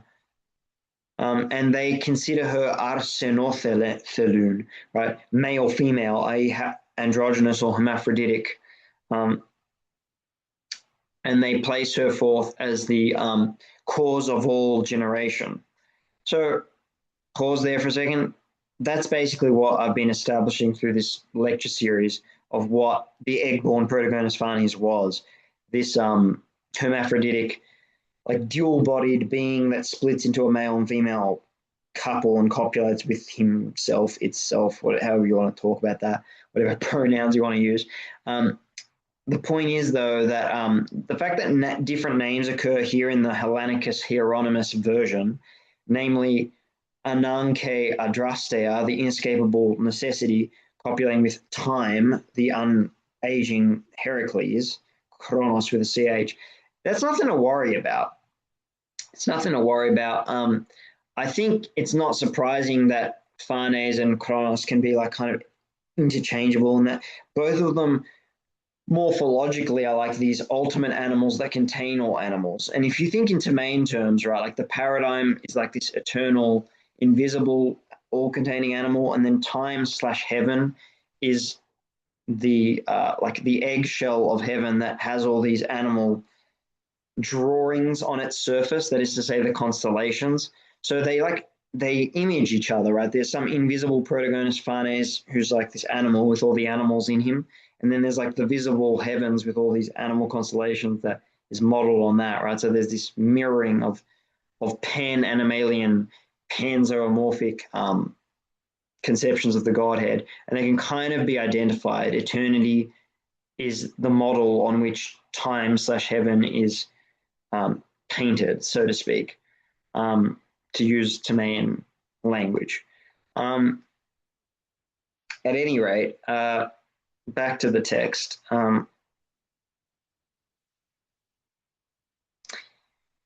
So I understand the theology laid out in the Rhapsodies to put forward two first principles, with the two arising from a first principle who is only like hinted at and passed down through silence. And after this third principle, after these two principles, a third arises, in which arises the arche, the beginning, as like a first Genesis, and this is something, the first thing that's like effable, and is commensurate. Is that the word? Like, is appropriate for the measure of the hearing of humans. So, to rephrase that in basic English, Damascus is kind of concluding his summary of Hellenicus and Hieronymus's cosmology here by simply saying the ineffable noetic was hinted at through silence, apparently, by Orpheus. That's a bit questionable, right? He seems to be reading his own metaphysics into older poetry, but whatever. And that was that like the kind of being who arises out of these two arche, the third principle, who is lady necessity / time here, that is like the first cosmogonic principle that can be properly spoken about by humans because it's like more tangible and in our realm of hearing, capable of our perception. Whereas the Godhead that was before then is like kind of beyond our human comprehension. That's what he's saying there. So it's all within the context of his own metaphysical discussion that we even have these cosmogonic fragments. And in some ways that occludes their original meaning, but it is what it is. That's how it's come down to us. At any rate, he goes on to say, this is the much honored, unaging time, Kronos, the father of ether and chaos, which are capitalized as divinities. And Kronos, time, the dragon, gave birth to like a triple progeny. Ether is called like the damp, and chaos the infinite or unbounded. And a third is misty Erebos, a theonym meaning like darkness or something. And this is a second triad that is analogous to the first one that is handed down. It is a dynamic triad. This is all Neoplatonist metaphysics. And it is paternal in the manner of the first triad. And this third one, Erebos, the misty, is paternal, and the acron, like the summit, is ether, not simply, but rather is damp, noteros, and between them is the indefinite or infinite or boundless chaos. So that he's inserting his own metaphysical interpretation, but the simple point there is that Chronos, or time with the CH, births three beings, namely ether, chaos, and Erebos. Okay, who are all kind of these windy, like foggy beings. And remember on the Modena relief how there's the cardinal winds around the egg. So, and Aristophanes in his mock Orphic cosmology, where Nukes night births the egg is called Nenemon, Oon, like a wind egg. There is this wind theme in these Orphic cosmologies.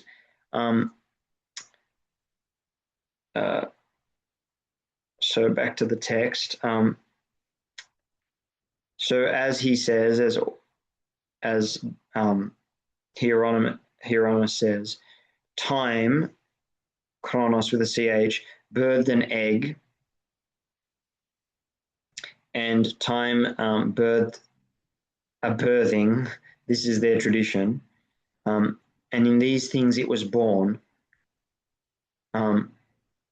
For from these things there was a third noetic triad.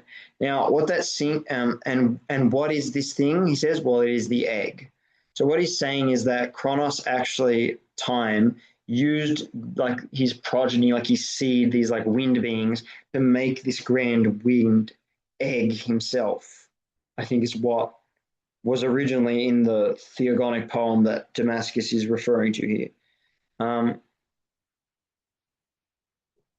So this is the dyad of nature that is within it. namely the male and the female, and in the middle is the multitude or the plethora of all spermata, of all seminal seeds. Okay, so what's important for our purposes, we don't have to worry about the metaphysical interpretations of Damascus here, but in reconstructing the Orphic cosmogonic poem, we have these air beings birthed by Chronos, time, that are shaped into an egg. And that egg is like hermaphroditic in its nature. It's both male and female. Okay. And then he says, and then the third god, this dual bodied creature with golden wings, who had the heads of bulls like growing out of his loins, arose and had atop his head like an enormous dragon that was like ever shimmering and altering with various shapes of beasts. So there is this idea of like time making an egg, and then the creature arising from the egg, i.e. implicitly Protogonus-Phanes, having the same like shape, the same kind of general morphology of like this zodiacal, like multi-animal headed monstrosity, like father, like son. There is time, there is Protogonus-Phanes, the son thereof, and then kind of just avatars of the same pan animalian godhead recurring again and again, right? And remember the Euripidean quotes about like self-generated and so on. Time, father time. Okay, so this figure is supposed to be conceived of, says Damascus in his metaphysical commentary, as the nous, the mind, who is perceived like the mind, who is like the perceived mind of a triad, and in between these genera, these many species, is a certain power, and that power is the egg, the paternal arche or paternal principle of the third triad. So he's arranging the divinities of this cosmogonic poem ascribed to Orpheus into triads for the purpose of his like triad-based metaphysical system, which we don't have to worry about. What's more interesting for us is the actual genealogy of the gods in this cosmogonic poem ascribed to Hellenicus/Hieronymus, which is probably of Hellenistic provenance, but using older materials, I suggest. At any rate, very interesting for the kind of description of the physicality we get of time and the egg-born godhead, namely Protogonus-Phanes, even though Damascus doesn't give us that name here. It's implicit. So this third triad and third god, theology calls him Protogonus. So I erred there. He does get there eventually. He calls him Protogonus. So this third god of the third triad, the theology calls Protogonus, the firstborn, and hymns him as Zeus, the conductor of all things and of the whole cosmos, who is on account of this also called Pan. Now, that is to say that Zeus is identified with Protogonus, but also with Pan, who, as you know, is like the satyr, right? The goat man. But the name does admittedly, via pun, also mean the all. And given that the all is like a mixed hybrid animal man, it makes sense that they would henotheistically identify Zeus and Protogonus with Pan as well as a symbol for the all, the bun. Okay, so such things are said about the noetic principles. This genealogy puts it forth. So that's the end of the Damascus passage.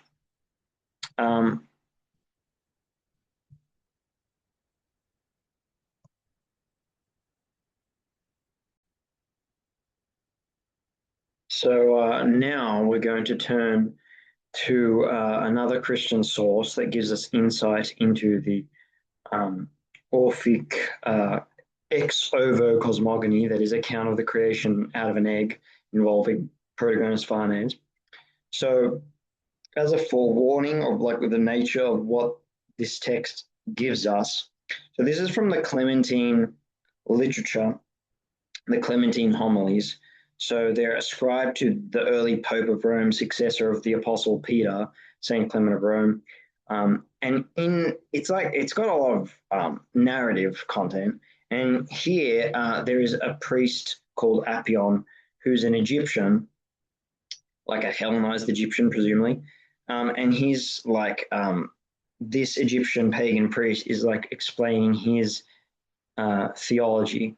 Now, it's in the Greek language, it's using Orpheus as an authority, a sacred authority, and it's very much stoic or physicalizing in its scientizing, in its exegesis, the account given, put in the mouth of this Egyptian pagan priest in this Clementine text. Now, there's a long story as to what is going on here. In short, I'll just say in short, just like how earlier we had mention of like the prophecy of Ham, right, as like a Gnostic text that contained Pharakedian / Orphic cosmogony. I think in late antiquity, so there's the whole genre of the Hermetic corpus, which I will at some point hopefully get around to talking about, maybe here on the channel. Hermetic cosmology, in short, is basically like a Platonesque, syncretized version of Orphism that's like dressed up as if it were Egyptian. I'll put it that way. It's like Helleno-Egyptian, but it's unclear to what degree is really that Egyptian about it. It's very markedly Greek, and it's in the Greek language, except for some texts that have survived in Latin by chance, but in translation. But at any rate, that's sort of, I would say, the genre in which you can place this sort of thing, even though that is the Hermetic corpus is perhaps not as physicalizing. It has a bit of a Platonic bent, a bit of a like idealist, mentalist bent, as opposed to this Stoic physicalizing interpretive tradition here. But one thing of interest is there was actually in Hermopolis of Egypt a cosmogony wherein Ptah, a creator god, whose theonym is actually part of the toponym Egypt itself, who like arose out of an egg according to the tradition of Hermopolis place. So an egg born like creator god. So it's possible that there was like an autochthonous Egyptian egg cosmogony that was identified with Orphic cosmology when the Egyptian elite priests became Hellenized. And so there was a genre of bilingual Egyptian pagan priests who composed literature in Greek about Orpheus that was influenced by their own native ex ovo or egg based mythic tradition from Hermopolis. That's of interest. At any rate, actually, I can't remember whether it was Ptah or Atum that's born out of the egg. It could be Atum who later gets identified with Ra. At any rate, it doesn't really. We can talk about that another day. At any rate, that's the background. It's this kind of Hellenized Egyptian-esque, slightly Egyptian-esque cosmology that's very scientizing. Okay, so here it is. This is what the priest says. I think that Kronos with a K or C, the Titan, is one and the same as Chronos with a CH, time. So he identifies these two divinities on the grounds of the similarity of their names. And I think that Rhea, the Titaness Rhea, pertains to the rheon of the liquid essence, right? Rheon means like flowing. So Rhea is just like flowing liquid, and Chronos is time. And that matter, matter brought about, like carried through time, she in her entirety, matter, was like an egg that contained all things and birthed a spherical heaven. Okay, birthed a spherical heaven. Um, just as in the beginning, uh,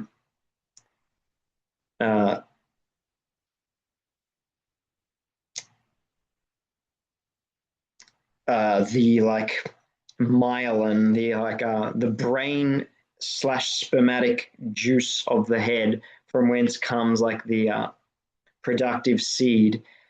In in a manner analogous to that, all elements and all colors were capable of being birthed out of it, um, so that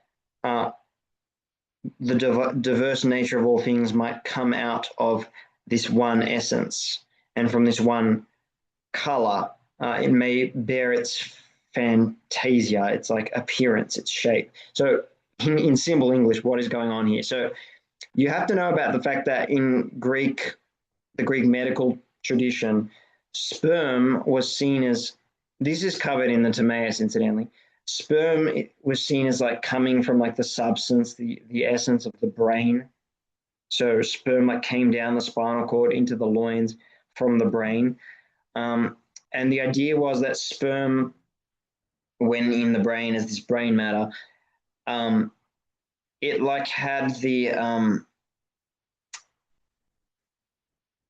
how do you explain it? It had like the multiplicity of all existence contained in like a singular spermatic form. And so then it travels down the spine and it comes out through the urethra and it lands in the egg and it endows the egg with like a multitude of forms that it contains in its unity. So um, Timaeus describes this process as like spermata, seeds, sperms, being like multi animals going into a field that is like the womb of the woman, like a plowed field, and then like spreading out, like diversifying into like many animals um, that grow therein. So that's kind of the idea in all of this, that there is like a chronos, time slash titan at the beginning, along with Rhea, the flowing of all essence. And there is one prima materia, and it forms together like a spherical heaven egg.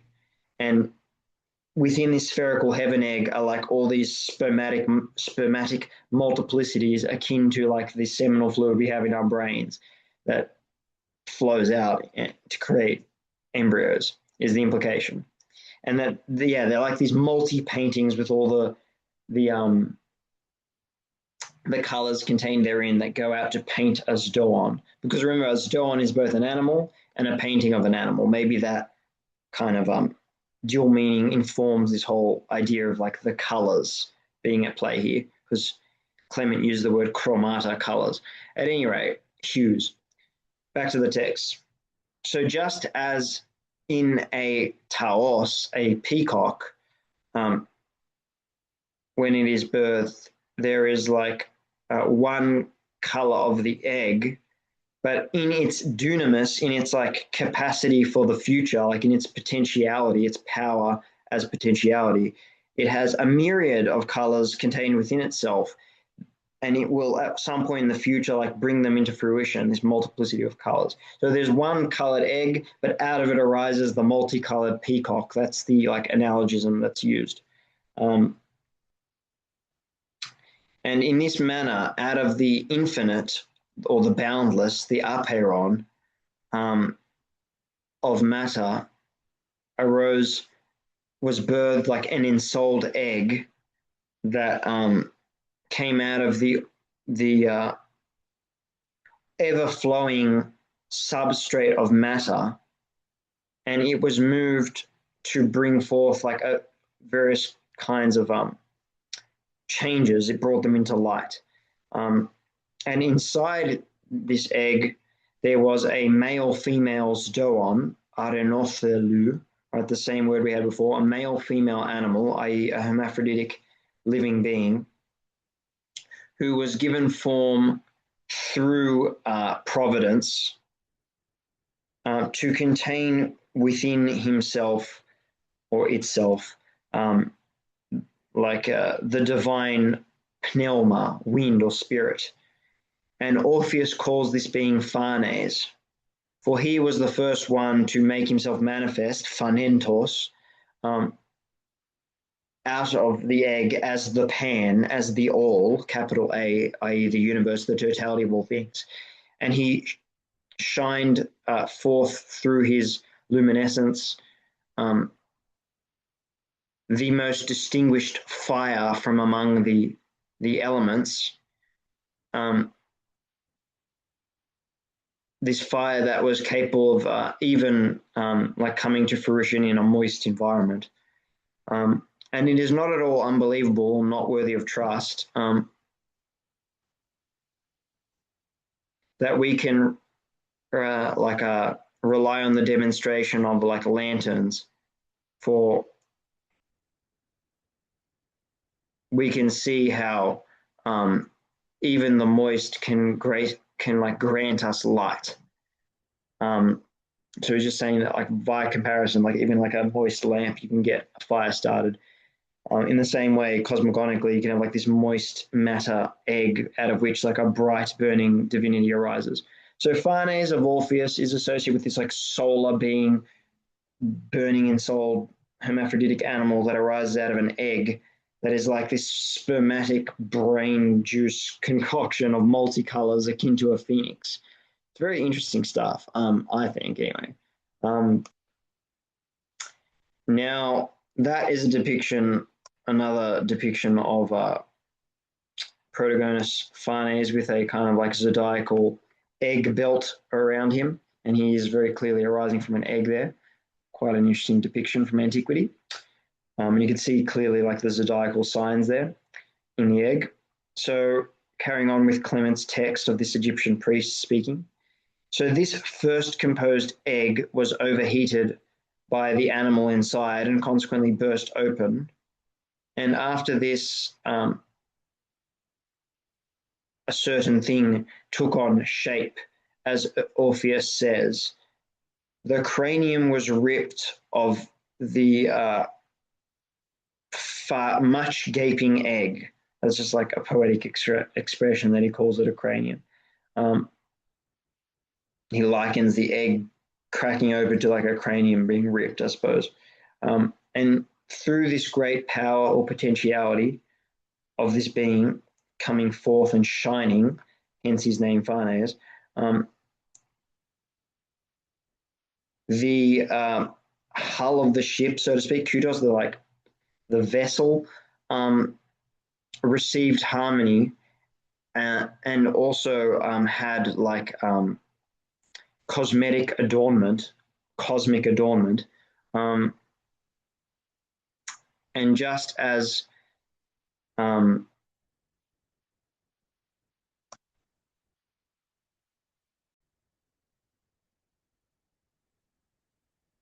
um, so just as atop the summit of a mountain range, in such a manner did um, he like sit atop Uranus, and in the secret and amidst the ineffable things, the infinite ion or eternity or era was shone forth. Um, Now, kutos here, the word I said is like hull, something like that. It's referring obviously to like the egg shell structure, I suppose. So like the hull that is the egg. Um, um, and within this hull or kutos, this eggshell, there was a fecund or like let's say fertile hule matter that was conceived therein. Which after much time was a like a natural substrate um, wherein heat was heated up and consequently the natures of all things was distinguished. Um, so in short, there's like a boiling up of hot matter within this um, eggshell that has on its top like a heavenly dome and has like an ineffable secret part that is limitless, that has like eternity therein. um, something like that.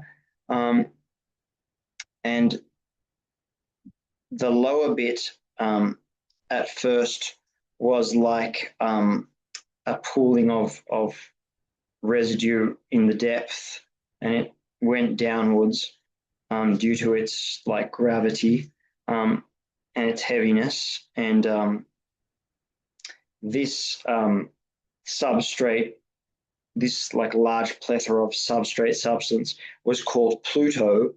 Um, for they show forth here the king of Hades and the dead. Um, so yeah, I feel a kind of physicalizing theology wherein you have like this egg splitting into like the lower world of Hades and the upper ethereal world of heaven, um, and it's all very kind of materialized. Uh, and then Clement says, "I answered to the Egyptian priest. Um, I am now present in order to speak of this matter accurately, namely the mixing of a birthed, ensouled, as in with a soul, egg from the infinite matter that occurred, like by chance, inverted commas, through mixing. That when it hatched, out jumped Exethoren Phanes, the hermaphrodite, who is, according to some, a hermaphrodite, um, Arenothelus, or rather, he actually says, according to some, out of this egg, when it broke, arose Phanes. But the word he uses for leapt out, Exethoren, is basically the same word that was used in the Daveni Papyrus. And it has this dual meaning of like leapt, but also like ejaculated and or copulated. Um, and I think that bivalence of the word strongly informed Orpheus's decision to use that word. And that is why in like the Orphic commentary of the Daveni Papyrus, there's all this ambiguity about like whether it's genitalia or like the solar Protogonus-Phanes or solar genitalia that Zeus eats when he becomes pregnant with the all. It's because of this idea of um, this leaping slash ejaculating that occurs, and it's a deliberate pun that suggests both. At any rate, and the fact that this late antique source with an Egyptian priest talking about Protogonus-Phanes still uses this same peculiar word for like jumping and or ejaculating um, shows that regardless of the passage of time, there is clearly like lexical continuity in this theological tradition that spans a very long time period. At any rate, and all these things can be, I shall dissect and cut um, up until the point of the eggshell that cracked and received harmony from the matter that is like the brain, spermatic brain essence, okay, the myelin, or whatever you want to call it. There's also just there on the side, by comparison, a quote from Orphic poetry that's preserved in Proclus's commentary on Plato's Republic, where it says a chasma, like a void, that was airy, like made of air, and was nenemos, and was windy, or not windy. I should say windy. It like cracked, it burst open, and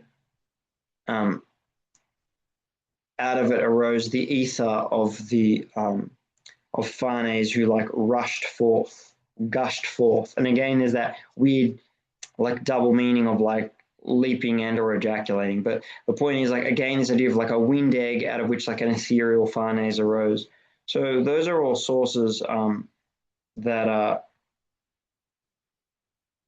treat this notion of the cosmic egg, primarily sourced from late antiquity, but as we saw, linked back to, I think, what Euripides describes in those fragments. So that's all for today. And there is only one more lecture on Protogonus-Phanes, and I will have basically covered. I mean, you can never cover everything. There's always going to be more, but a very, very comprehensive walk through all the primary source materials relating to this creator god of the Greeks. So that's all for now, and I'll see you, I guess, again in the final installment.